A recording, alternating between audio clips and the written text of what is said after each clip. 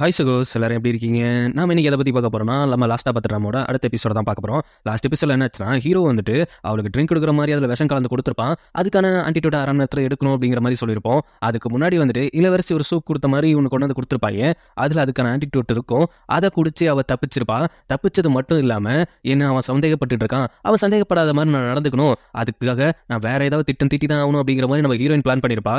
பண்ணி ஹீரோவையும் நம்ம ஹீரோயினோட பிரதர்னு ஒருத்தங்க இன்ட்ரோ ஆனாங்களா, அவங்க தான் பேசிட்டு இருக்காங்க. நான் இங்க எதுக்காக வந்திருக்கேன்னா, ஒரு ப்ரொபோசல் வைக்க தான் வந்திருக்கேன் அப்படிங்கும்போது, என்னது உங்க தங்கச்சியை நான் கல்யாணம் பண்ணிக்கணுங்கிறத தான் இங்க வந்திருக்கேன். என்னோட அரசாங்கத்துக்கும் அது ஓகே தான். உங்க மனசுல என்ன இருக்கு அப்படின்னு நான் தெரிஞ்சுட்டு போதான் வந்திருக்கேன் அப்படிங்கும்போது, இதை வந்துட்டு நம்ம ஹீரோட தங்கச்சி இளவரசி இருக்காங்கல்ல, அவங்க சைட்ல இருந்து ஒட்டு கேட்டுட்டு தான் இருக்காங்க.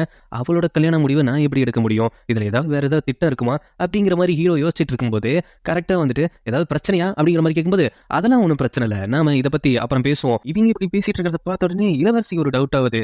என்னோட அண்ணன் என்னோட வாழ்க்கை முடிவுலாம் எடுக்க ஆரம்பிச்சிட்டு இருக்கானா, இதுக்கு நான் ஏதாவது வேற வழி பண்ணியாகணும் அப்படிங்கிற மாதிரி அவங்க எதை யோசிச்சுட்டு இருக்காங்க. அதே நேரம் ஹீரோயின் வந்துட்டு அவளோட பனிப்பெண் கூடயே வந்துக்கிட்டு நம்ம பிரதர் அவனோட பிரதருக்கு ஒரு சிக்னல் கொடுக்குறா, ஒரு பாட்டு மூலியமாவே. அந்த பாட்டு அவங்களுக்கு புரியுற மாதிரி இருக்கு. அதுவும் உன்னை நைட்டு மீட் பண்றேன் அப்படிங்கிற மாதிரிலாம் வந்துட்டு அவங்க கவிதை மூலியமா சொல்லியிருக்காங்க. ஆனா இதை ஹீரோவும் நோட் பண்ணியிருக்கான். இவங்க ரெண்டு பேத்துக்குள்ள ஏதோ சிங்க் ஆகுது மாதிரி இருக்கு. அது மட்டும் இல்லாம ஐ கான்டாக்ட் ஹெவியா இருக்கு. எனக்கு என்னமோ நான் யார்கிட்டயே ஏமாந்துட்டு இருக்கிற மாதிரி எனக்கு ஃபீல் ஆகுது அப்படின்னு நினைச்சுக்கிட்டு அன்னைக்கு நைட்டு வந்துட்டு அவனோட இடத்துக்கு போகும்போது அன்னைக்கு ரெண்டு பேரும் கொல்ல வராங்க. அவங்க ரெண்டு பேர்த்தையும் தடுத்து சண்டை போட்டுட்டு இருக்கிற நேரம் கரெக்டா நம்ம ஹீரோக்கு பின்னாடி ஒருத்தன் அம்பு பாய விட்டுறான்.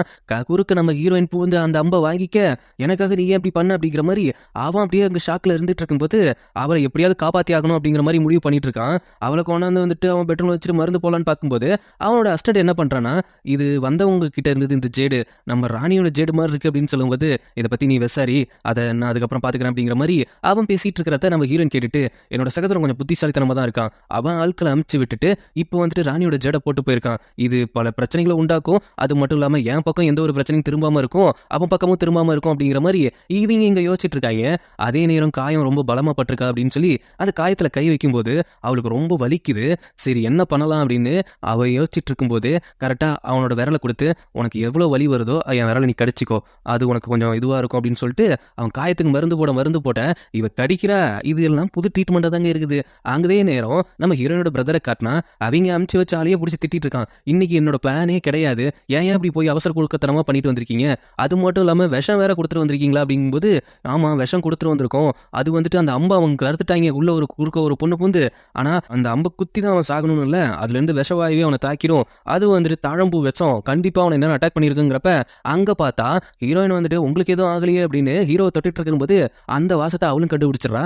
இது வந்துட்டு நம்ம குடும்பம் மட்டும் தானே இதை யூஸ் பண்ணுவாங்க, அப்போ அவங்க இந்த விஷத்தை தான் பயன்படுத்திருக்காங்களா, இது எப்படியாவது தெரிஞ்சா பிரச்சனை ஆயிடுமே, உங்களுக்கு ஒன்றும் ஆகலையேங்கும்போது ஹீரோ மயக்கம் போட்டு விழுந்துடுறான். அப்பதான் அங்க கட் பண்ணி அவங்க பிரதரை காமிக்கிறாங்க. அந்த விஷம் முறியணும் அப்படின்னா அது பெரிய விஷம்லாம் ஒன்றும் கிடையாது, இருந்தாலும் அது பாடியை கண்டினியூ ஆகிட்டு இருந்ததுன்னா அவங்க அப்படியே ஸ்லீப்பிங்க்கு போய் அவங்க உறைஞ்சே ஹார்ட் ஸ்லோ ஆகி நின்று செத்துருவாங்க. அப்படி அவங்க சாகாம இருக்கணும்னா ஏதாவது ஹீட்டா ஏதாவது ஒரு சம்பவம் நடந்துகிட்டே இருக்கணுமா. அந்த மாதிரி யோசிக்கும் போது தான் ஹீரோயினுக்கு வேற வழியே தெரியல, அவ இப்படியே விட்டுட்டு போயிடலாமான்னு தான் யோசிக்கிறா. ஆனா இவனை விட்டா வேற சந்தேகம்லாம் தீராதுல, அதனால அங்க அவளையே இழுக்க முடிவு பண்றா. அது மட்டும் இல்லாம தன்னோட ட்ரெஸ்ஸை கழட்டிட்டு ஹீரோ கூட ஒன்னா இருக்கா. அப்படி இருந்தாதான் அந்த விஷத்தை போக்க முடியும் அப்படிங்கிறதுக்காக அடுத்த நாள் காலையில பார்த்தா இவங்க ஒன்னா இருக்கிறது ஹீரோக்கு ஷாக்கா இருக்கு. அப்போ கரெக்டா இவங்க ஒன்னா இருக்காங்களா இல்லையான்னு யாரோ வேவு பார்க்க வரப்ப இவன் இதைத்தனி என்கிட்ட ஆசைப்பட்டியா அப்படின்னு அவன் பிடிச்சி கிஸ் பண்ண பார்த்துட்டு இருந்தா அந்தாண்ட போனோன்னு ஹீரோயின் சொல்ல ஆரம்பிச்சிடறான், உங்க மேல ஒரு விதமான விஷம் பரவி இருந்தது, அதுக்காக தான் நான் இப்படி பண்ணேன், மற்றபடிலாம் வேற எதுவும் இல்லை, பொய் சொல்லாத, ஆரம்பத்துல இருந்து என்கிட்ட நீ கொஞ்சம் வேற மாதிரி தான் நடந்துகிட்டு இருந்தேன், என்கிட்ட இருந்து ஏதோ பெருசா எதிர்பார்க்கறேன்னு நினைக்கிறேன், அதனாலதான் நான் ஒன்றும் அவ்வளோ கீழ்த்தனமான பொண்ணுலாம் இல்லை, உங்களோட அடிமனா, உங்களுக்காக நான் உங்க உயிரை காப்பாத்திருக்கணும், நீங்க என்ன மாதிரி நினைச்சாலும் அதை பத்தி எனக்கு கவலை இல்லை அப்படிங்கிற மாதிரி சொல்லிட்டு ஹீரோயின் அங்கேருந்து கிளம்பிடுறா. அவங்க மருத்துவரை கூப்பிட்டு அவன் செக் பண்ணி பார்க்குறான், இந்த விஷத்தை பற்றி என்னோட ஒய்ஃப் முன்னாடியே சொல்லியிருக்காங்களே அப்படிங்கிற மாதிரி. அப்போ இவன் அந்த குடும்பத்தை சேர்ந்தவளா, அந்த குடும்பத்தில் யார் யார் இறந்து போனாங்கன்னு கொஞ்சம் லிஸ்ட் எடுத்துருவா அப்படிங்கிற மாதிரி அவன் அசிஸ்டன்ட்ட சொல்ல, அவன் எடுத்து அந்த கொடுத்தோன்னே அதில் ஒரு சில பேர் மிஸ் ஆகிருக்காங்க. அப்போது இவன் என்கிட்ட நடிச்சிட்டு இருக்காளா, போய் கண்டுபிடிச்சிட வேண்டியதான்ட்டு ஹீரோயின் ரூமுக்கு போகிறான். அங்கே போயிட்டு ஒரு சில விஷயங்கள் அவன் பார்க்க அவனுக்கு டவுட் இன்னும் அதிகமாகுது. கண்ணு தெரியாதவங்க எதுக்கு கண்ணு கட்டுற ஸ்கார்ஃப்லாம் வச்சிருக்கணும், அவனுக்கு டவுட் இன்னும் அதிகமாகுது. ஆக மொத்தத்தில் நமக்கு தெரியாமையே நம்ம கிட்ட எவ்வளோ பிளான் போட்டுட்டு இருக்காங்க. இப்போ இதை வச்சு நான் ஒரு பிளான் போடுறேன். ஹீரோயின் காதில் கண்ணில் விழுற மாதிரி இந்த மாதிரி அந்த பிரதர் இருக்கார்ல அவரோட ரூமை வந்துட்டு நம்ம இளவரசர் வந்துட்டு நைட்டோட நைட்டாக சர்ச் பண்ண போறாராம். அது மட்டும் இல்லாமல் அங்கே ஒரு குற்றவாளிகள்லாம் இருக்காங்களாம், என்னென்னமோ நடக்க போகுது அப்படிங்கிற நியூஸை பரப்பி விட ஹீரோயினுக்கு ஒரே மாதிரி பக்குன்னு இருக்கு. என்ன இப்படி ஆயிடுச்சு, இது எப்படியாவது காப்பாற்றே ஆகணுமே பிரதர் அப்படிங்கிற மாதிரி அவ யோசிக்க ஆரம்பிக்கிறா. அவ யோசிக்க ஆரம்பிச்சோன்னே ஹீரோவும் அதுக்காக தான் வெயிட் பண்ணிட்டு இருக்கான். இவ ஏதாவது மூவ்மெண்ட் கொடுப்பா, கரெக்டாக இவ்வளோ போய் லபக்குன்னு பிடிச்சிடலாம் அப்படிங்கிற மாதிரி தான் அங்கே வெயிட் பண்ணிட்டு இருக்கான். ஹீரோட அசிஸ்டன்ட் வந்துட்டு அவங்க தங்கி இருக்கிற இடத்தையே ஒத்து பார்த்துட்டு இருக்கான், யாராவது வெளியில போறாங்களா என்ன அப்படின்னு. அப்படி இருந்த ஒரு சம்பவம் நடக்கல. இங்க பார்த்தா அவனோட பணியாளர் மட்டும்தான் வெளியில போயிருக்கா. இதை வந்துட்டு கண்டிப்பா அவங்க ஒன்றும் வெளியில போகவே இல்லை, அவங்க இன்னும் அவங்க ரூம்ல தான் கிட்டார் வாசிச்சுட்டு இருக்காங்க, நாம தான் தப்பா சந்தேகப்பட்டோமோ அப்படிங்கிற மாதிரி யோசிக்க ஆரம்பிச்சிட்டாங்க. ஆனா ஹீரோ கரெக்டா கெஸ் பண்ணிடுறான். நீ போறது வந்துட்டு அவ பணிப்பெண் சொன்னல, அது அவ பணிப்பெண் தானா அப்படிங்கிற ஒரு டவுட் வர அப்பதான் யோசிச்சு பார்க்குறாங்க. கண்டிப்பா இவங்க 15 நாளுக்கு ஒரு டைம் அவங்க பணியால் வெளியில போயிருக்காங்க. அப்படி வெளியில போகும்போதெல்லாம் அப்படி போறது அவளா பணிப்பெண்ணானா கன்ஃபார்ம் ஆகல. எனக்கு தெரிஞ்சு அவ தான் போயிருக்கணும். இந்நேரத்துக்கு அவனை போய் மீட் பண்ணி அவன் கிட்ட தகவல் சொல்லிட்டு இருக்கணும். என்ன பண்றோம்னா இப்ப நம்ம நேரா போறோம், கையும் களவுமா பிடிக்கிறோம், அதுதான் விஷயம். உண்மையிலேயே ஹீரோ கெஸ் பண்ணது கரெக்ட் தான். அங்க போயிருக்கிறது வந்துட்டு நம்ம ஹீரோயின் தான். அந்த வேஷத்தை போட்டு அங்க போன உடனே அவன் ஸ்டார்டிங்ல நீங்களா அப்படிங்கிற மாதிரி எனக்கு ஒரு ஷாக் இருந்துச்சு. சரி அதெல்லாம் விடு, நீ எப்படி இந்த அரச குடும்பத்துல வந்த? நான் சின்ன வயசுல நம்ம ஃபேமிலி இருக்கும்போது நான் வந்துட்டு வெளியில போயிட்டேன், அதுக்கப்புறம் திரும்பி வந்து பார்க்கும்போது யாருமே உயிரோட இல்லை அப்படின்னு சொன்னாங்க. அதுக்கப்புறம் ஒரு நடந்துச்சு, தப்பி தவறி நான் இந்த ஃபேமிலிக்குள்ள போயிட்டு இந்த ஃபேமிலி மூலியமா நான் வந்திருக்கேன். இப்போதைக்கு யாருக்கும் எந்த டவுட்டும் வரல. அவளோட சாவுக்கு நானும் வழி வாங்கி ஆவேன். நாம 2 பேரும் வேணா கை கோத்து நம்ம அதை பண்ணுவோமா? இல்ல என்னோட வழிங்கிறது தனி வழிதான். இதுல நீ உள்ள வந்தீங்கன்னா ஏதாவது குழப்பம் நடந்துகிட்டே இருக்கும். உன்னால முடிஞ்சதை நீ பண்ணு, என்னால முடிஞ்சதை நான் பண்றேன். இவங்க 2 பேரும் பேசிட்டு இருக்கிற நேரத்திலே கரெக்டா ஹீரோவும் வந்துடுறான். இந்த விஷயம் தெரிய போக இப்ப என்ன பண்றதுன்னு தெரியாம 2 பேரும் பக்குன்னு முழிச்சிட்டு இருக்காங்க. உடனே ஹீரோ உள்ள வந்துடுறான். பார்த்தா அவங்க வந்துட்டு 2 பேரும் கட்டி பிடிச்சி ரொமான்ஸ் பண்ணிட்டு இருக்க மாதிரி இருக்கு. உடனே அந்த பொண்ணோட மூஞ்ச பார்த்தா நல்ல வேலை நம்ம ஹீரோயின் மூஞ்சி கிடையாது, அது வேற யாரோ ஒரு பொண்ணோட மூஞ்சி.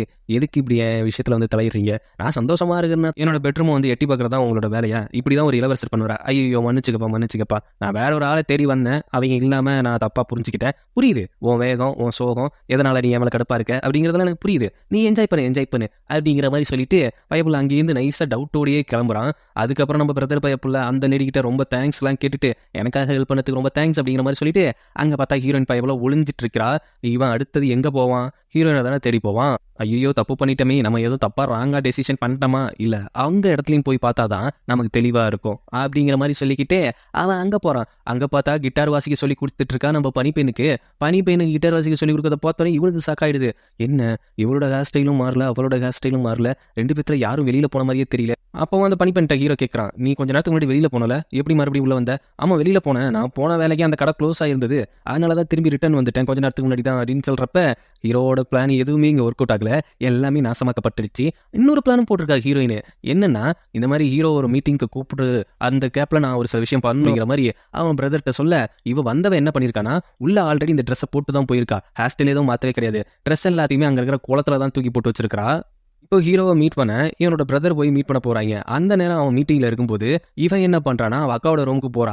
எங்க போயிட்டு இன்னொரு ஜேடு தேடிட்டு இருந்தாலும் அந்த பாக்ஸை ஓப்பன் பண்ண அந்த ஜேடு எடுத்துட்டா போல. எப்படி எடுத்தானா ஹீரோ மயக்கம் போட்டு விழுந்திருப்பான்ல, அந்த விஷம் அட்டாக் ஆகி அந்த கேப்ல பயபுள்ள எடுத்திருக்கு. இப்ப பாக்ஸ் அலேக்கா தூக்கிட்டு வரலாம், இங்க வந்து ஓப்பன் பண்ணலாம் அப்படிங்கிற மாதிரி யோசிச்சுட்டு இருக்கும்போது அந்த இடத்துக்கு உள்ள யாரோ வராங்க. யாருன்னு பார்த்தா நம்ம வேலைக்கார பொண்ணு தான். அந்த பொண்ணு வந்துட்டு அவங்க அக்காவோட ஆவிகிட்ட மன்னிப்புலாம் கேட்டு போகுது. இந்த மாதிரி ஒரு டைம் நான் இளவரசரோட ஜாடியை உடச்சிட்டேன், அதெல்லாம் நீங்க மறைச்சு என்னை காப்பாத்துறீங்க, உங்களுக்கு நான் ஒரு துரோகம் பண்ணிட்டேன், அதுக்காகவும் என்ன மன்னிக்கணும் அப்படின்ட்டு அப்போ வந்து ஒரு சில பேப்பர்களை கொளுத்திட்டு போகுது.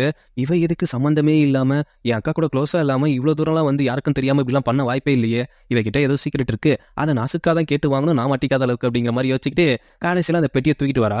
பெட்டியை தூக்கிட்டு வந்து அந்த பெட்டியில அந்த 2 ஜேடை வச்சு அந்த பெட்டியை ஓபன் பண்ணி அதுல ஒரு ஸ்க்ரோல் இருக்கு, அதை எடுத்து படிச்சதுக்கு அப்புறம் தான் எனக்கே ஒரு சில டவுட் கிளியர் ஆச்சுங்க. உண்மையிலேயே சகோஸ் நான் ரொம்ப விஷயத்த நான் ராங்கா புரிஞ்சிட்டு இருக்கேன். அது மட்டும் இல்லாம இதுக்கப்புறமா ஒரு ட்விஸ்ட் வரும், அதை உண்மையிலேயே நான் எக்ஸ்பெக்டே பண்ணல, அன்எக்ஸ்பெக்டடா தான் இருந்துச்சு.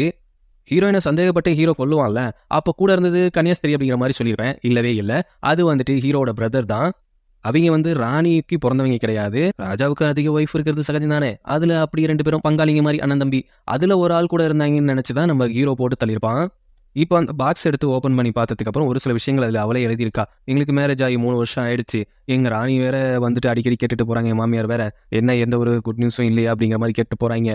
நானும் என்னென்னமோ ட்ரீட்மெண்ட்லாம் பண்ணி பார்த்துட்டேன், எனக்கு குழந்தை பிறகு வாய்ப்பு இருக்கா என்ன அப்படின்னு தெரியாம இருந்துச்சு. அதுக்கப்புறம் ஒரு மருத்துவரை சந்திச்சேன், அந்த மருத்துவர் வந்துட்டு எனக்கு மருந்து கொடுத்தாங்க, நான் வந்துட்டு கர்ப்பமானேன். அதுல எனக்கு ரொம்ப சந்தோஷம். அதுக்கப்புறம் தான் என்னோட வேலைக்கார பொண்ணும், என்னோட ஹஸ்பண்டும் பேசிட்டு இருக்கிறத நான் பார்த்தேன். அவர் தான் எனக்கு கருவ தடை பண்ற மருந்த டெய்லி குடுத்துருக்காரு. 3 வருஷமுமே அந்த கரு உண்டாகாம போறதுக்கு அவரு தான் காரணமா இருந்திருக்காரு. அதுக்கு அந்த பொண்ணும் உதவி இருக்கா. இத தெரிஞ்சதுக்கு அப்புறம் எனக்கு பயமாயிடுச்சு. எனக்கு பின்னாடி ஏதோ ஒரு சதி வலை பின்னிட்டு இருக்காங்களோ அப்படிங்கிற மாரி எனக்கு தோணிக்கிட்டே இருந்துச்சு. நான் நேசிக்கிற என்னோட கணவர் எனக்கு ஏன் இப்படி ஒரு துரோகத்த பண்ணணும் அப்படிங்கிற மாரி நான் யோசிச்சுட்டு இருந்தப்ப தான், ஒரு நாள் வந்துட்டு எனக்கு ட்ரிங்க்க யாரோ மாத்தி குடுத்த மாரி இருந்துச்சு. மாத்தி குடுத்தது மட்டும் இல்லாம, அந்த ட்ரிங்க்ல நான் என்ன பண்ணேன் அப்படிங்கிறதும் எனக்கு தெரியல. அப்புறம் பார்த்தா, நான் வந்துட்டு அந்த 3வது இளவரசரோட இருந்தேன் அப்படின்னு சொல்லிட்டு, இப்படி ஒரு வாழ்க்கைய எனக்கு குடுத்துட்டாங்க. பட்டத்த எனக்கு குடுத்துட்டாங்க. இதுக்கெல்லாம் காரணம் என்னோட கணவர் மட்டும் தான், வேற யாருமே இல்ல. அப்படிங்கிற மாரி அதுல எழுதி வச்சிருக்காய்ங்க. ஆக மொத்தத்துல ஹீரோ தான் வில்லனா? அப்படிங்கிற ஒரு டவுட் உங்களுக்கு இந்த நேரத்துல வருதுல்ல? எனக்கும் வந்தது. வாங்க வாங்க ஸ்டோரி இன்னும் கொஞ்சம் இன்ட்ரெஸ்டிங்கா போகுது. இப்படியே இவ படிச்சுட்டு இருக்க நேரத்துல செம்ம கோவமாயிடுறா. கோவமானது மட்டும் இல்லாம, எப்படியாவது அவன பழி வாங்கியே ஆகணும் அப்படிங்கிற மாரி யோசிச்சுட்டு இருக்கும்போது, கரெக்டா நம்ம பணிப்பெண் அந்த நேரத்துல வெளியில மழை பெய்யுது. நீங்க பத்திரமா இருக்கீங்களான்னு பார்க்க வந்தேன் அப்படிங்கிற மாரி வரப்ப, இதுதான் கரெக்டான டைம். இப்பதான் இவள நம்ம யூஸ் பண்ணிக்கணும் அப்படின்னு அப்படியே தூங்குற மாதிரி தூங்குறா. வந்து எழுப்பிடும்போது எழுந்திருக்கிறப்ப வந்துட்டு அவ அக்காவோட ஆவி இவன் உடம்புல பூந்த மாதிரி பேசுறா. என்ன நல்லா இருக்கியா அப்படின்னு கேட்கும்போது, நல்லா இருக்கியாவா? கொஞ்ச நேரத்துக்கு முன்னாடி தானே பார்த்துட்டு போனோம், என்ன நல்லா இருக்கியான்னு கேட்குறீங்க? இல்ல இல்ல, எனக்காக நீ வந்துட்டு வேண்டிக்கிட்டதெல்லாம் நான் பார்த்தேன். என்கிட்ட மன்னிப்புலாம் கேட்டல, அதை நான் ஏத்துக்கிறேன். என்ன சொல்றீங்க? அப்போ நீங்க? ஆமா நான் உங்களோட 9வது இளவரசி தான். அந்த ஜாடி உடைக்கப்பட்ட விஷயத்துல நான் உன்னை காப்பாத்தினால. ஆமா, இந்த விஷயம் அவங்க எங்களை தவிர வேற யாருக்குமே தெரியாத. அப்போ நீங்க தான் வந்திருக்கீங்களா? அப்போ நீ எனக்கு ஒரு உண்மையை சொல்றியா? நீயும் நானும் எவ்வளோ ஃப்ரெண்டா இருந்தோம். உனக்காக நான் எவ்வளோ விஷயம் பண்ணியிருக்கேன். ஆனா என்னோட கருவை தடுக்கணும் அப்படின்ட்டு யார் இங்க பிளான் பண்ணா? அதை மட்டும் சொல்லு சொல்லு அப்படின்னு சொல்றப்ப, வேற யாருமே கிடையாது, 9வது இளவரசர் தான் பண்ணாரு. என்னை மன்னிச்சிருங்க, என்ன மன்னிச்சிருங்க அப்படிங்கிற மாதிரி அந்த பொண்ணு கதறிட்டு இருக்கு. ஏன் இப்படி பண்ணாங்க? இதுக்கு பின்னாடி இருக்கிறவங்க யாரு? சத்தியமா எனக்கு தெரியாது. நான் ஒரு வேலைக்காரி மட்டும்தான். இந்த விஷயத்துல எனக்கு இவ்வளவுதான் தெரியும் அப்படிங்கும்போது, ரொம்ப நன்றி அப்படின்ட்டு மறுபடியும் அவன் மயக்கம் போட்டு விழுறா. இப்போ எழுந்திருக்கும் போது நம்ம ஹீரோயினா எழுந்திருக்கிறா. எழுந்துச்சோன்னு, இப்போ நீங்க நல்லா இருக்கீங்களா அப்படிங்கும்போது, எனக்கு என்ன ஆச்சு, நான் நல்லா தான் இருக்கேன் அப்படின்னு பர்ஃபார்ம் பண்ண, அந்த புள்ள குழப்பத்துல ஒரு சில விஷயத்த உளறிட்டு போயிடுச்சு. ஆக மொத்தத்துல எல்லாத்துக்குமே காரணம் இவன் மட்டும்தானா? இவனை நான் சும்மாவே விட மாட்டேன் அப்படிங்கிற மாதிரி செம்ம கோவத்துல இருக்கா. என் அக்காவோட சாவுக்கு அவனை துண்டு துண்டா வெட்டுவேன் அப்படிங்கிற மாதிரி யோசிச்சுட்டு இருக்கா. அங்க கட் பண்ணி ஹீரோ காட்டினா, அவன் வந்துட்டு அவ உயிரை கொடுத்து நம்மளை காப்பாற்ற பார்த்தா, அவகிட்ட இவ்வளவு ரொம்ப மோசமா நடந்துக்கிறமே அப்படின்னு அவன் ஹஸ்பண்டை கூப்பிட்டு, அந்த பொண்ணுங்களுக்கு பிடிச்ச விஷயம்னா என்ன? என்னை கூப்பிட்டு ஏதாவது கொலை பண்ணிட்டு வர சொன்னீங்கன்னா அதில் ஒரு லாஜிக் இருக்குது. இந்த மாதிரி பொண்ணுங்களுக்கு பிடிக்கிற விஷயம்னா, நான் என்ன லவர் வச்சிருக்கேனா, கேர்ள் ஃப்ரெண்ட் வச்சிருக்கேனா, உங்களை தான் உங்க கூட தான் சுற்றிட்டு கிடக்கிறேன். டேய் கேட்டா ஏதாவது ஒரு விஷயத்த சொல்றா அப்படின்னு அவளுக்கு ஏதாவது மருந்து எடுத்துட்டு போவான், ஆல்ரெடி நம்மளால காயப்பட்டிருக்கா அப்படின்னு அக்கறையா விசாரிக்க போறான். அங்க போன உடனே அவளும், வாங்க உங்களோட காயெல்லாம் சரியாயிடுச்சா? அதெல்லாம் நல்லா ஆயிடுச்சு. என்னமோ தெரியல, உன் மேலே திடீர்னு எனக்கு அக்கறையா தோணுது. உன் உயிரை கூட பற்றி கவலைப்படாமல் என் உயிரை காப்பாற்றணும்ல, அதனால மருந்து பத்திரமா கரெக்டாக எடுத்துக்கோ, நல்லா பார்த்துக்கோ. வேற ஏதாவது ஹெல்ப் வேணா என்கிட்ட கேளு, கண்டிப்பாக நான் உன்னை அப்பப்போ பார்த்துக்கிறேன். ஏன்னா எனக்கு என்னமோ தெரியல, முன்னாடிலாம் நீ என்ன தொல்லை பண்ணுற மாதிரி இருக்கும், இப்போல்லாம் உன்னை பிடிச்சிருக்கு அப்படிங்கிற மாதிரி சொல்லிட்டு போக, பிடிக்கணும் அதுதான் எனக்கும் வேணும். நீ உன்னை மறந்து என் கூட இருக்கும்போது தான் நான் பழி வாங்க முடியும் அப்படிங்கிற மாதிரி அவ யோசிச்சுட்டு இருக்கா. அந்த நேரத்தில் ஒரு துருப்பு சீட்டு வந்து இவளுக்கு விழுது. அப்படி விழும்போது அதை எரிச்சிட்டு அடுத்த பிளானுக்கு ரெடி ஆகிறாங்கன்னு நினைக்கிறேன். அடுத்த பிளான் ரெடி ஆகிறதுக்குள்ளார அங்கே கட் பண்ணி நம்ம பிரதரையும் இளவரசியும் தான் காமிக்கிறாங்க. அவன் என்னமோ நம்ம ஹீரோவை பார்க்க வரும்போது அங்கே எதாச்சியாக வந்துட்டு இளவரசியை பார்த்த உடனே, நீங்கள் கல்யாணம் பண்ணுற ஆசையில் வந்திருக்கீங்க போல, என்னை விட நல்லா இருக்கிற பொண்ணுங்க இங்கே நிறைய பேர் இருக்காங்க, அவங்கள நீங்கள் ட்ரை பண்ணலாம் அப்படிங்கிற மாதிரி அவ சொல்லிட்டு இருக்க. வெளியில புயல் ரொம்ப அதிகமாக இருக்குது. உங்க மேல ஒரு அக்கறை இருக்கிறவனா நினைச்சி இந்த கொடையை கொடுக்குறேன், எடுத்துட்டு போங்க அப்படிங்கிற மாதிரி அவனும் நக்கல் பண்ணி விட, அவங்க 2 பேரும் இப்படி கன்வர்சேஷன் பண்ணிட்டு இருக்காங்க. அதுக்கப்புறம் ஹீரோவுக்காக ஹீரோயின் ரெட் கலர் ட்ரெஸ் அழகா பண்ணிட்டு போயிட்டு அந்த காயத்தை அப்படியே காட்டிக்கிட்டு, அது மட்டும் இல்லாமல் அங்கே இருக்கிற தூபத்தில் வேற மாதிரி மருந்து போட்டு அவன் வாய் வழியாவே உண்மையை வர வைக்கலாம் அப்படிங்கிற ஒரு பிளான் மைண்டோட அழகாக உட்காந்துருக்கும் போது, பயபுள்ளையும் நெருங்கி வந்து மருந்து போட வந்து அதுக்கப்புறம் மயங்கி அவ அழகுல அப்படியே 2 பேரும் ரொமான்ஸ் பண்ற கட்டத்துக்கு போறப்ப, கரெக்டா நான் வந்துட்டு கர்ப்பமாகிறது உனக்கு பிடிக்கலையா அப்படிங்கிற மாதிரி அவ அக்காவோட டைலாக் அப்படி மாற்றி கேட்கும்போது, எனக்கு தெரியும் நீ என்கிட்ட கண்ணு தெரியாத மாதிரி நடிச்சிட்டு இருக்க அப்படின்னு அவன் தெளிவாக எழுந்து நிற்கிறான். என்ன நீ தெளிவாக எழுந்து நிற்கிற? ஆமாம்மா, இது உன்னோட பிளானோட அது உள்ள இருக்க என்னோட பிளான் அப்படின்னு 2 பேரும் அப்படியே சண்டை போட்டுக்கிற மாதிரி நிற்கிறப்ப, இனிமேல் உன்னை விட்டு வைக்கக்கூடாது அப்படின்னு அவ அட்டாக் பண்ண வர்றதுக்கு கத்தி எடுத்து குத்தலான்னு வரா. கத்தி எடுத்து ஆல்மோஸ்ட் நெஞ்சுக்கு நேரம் கத்திய சொறி வச்சுட்டு, எங்க அக்காவுக்காக பழி வாங்குறது அவளுக்கு எவ்வளோ சந்தோஷத்தை கொடுக்கும்.